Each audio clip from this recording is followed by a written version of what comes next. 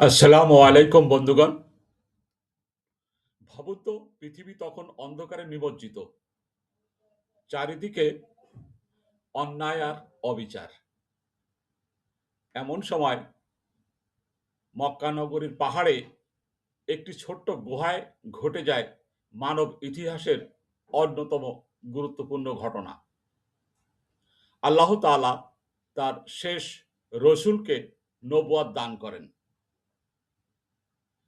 ৪০ বছর বয়সী নবী মুহাম্মদ সাল্লাল্লাহু আলাইহি ওয়াসাল্লামের কোলাহল থেকে দূরে, নির্জনে ইবাদত ও গভীর চিন্তায় সময় কাটাতেন।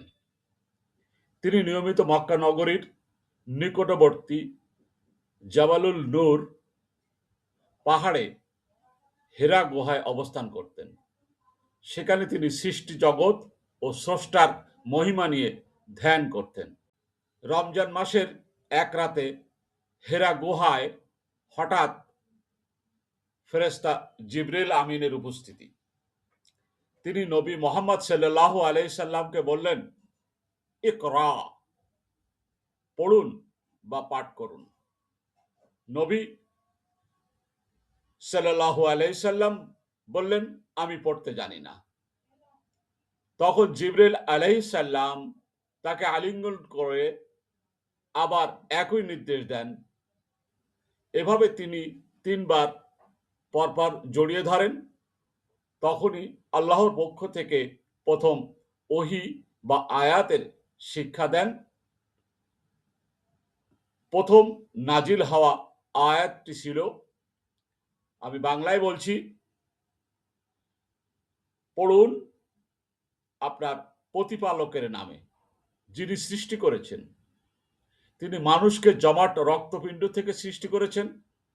পড়ুন আর আপনার প্রতিপালক মহিমান্বিত, যিনি কলমের মাধ্যমে শিক্ষা দিয়েছেন, মানুষকে এমন জ্ঞান দিয়েছেন যা সে জানত না। সূরা আল আলাক ১ থেকে ৫ নম্বর আয়াত।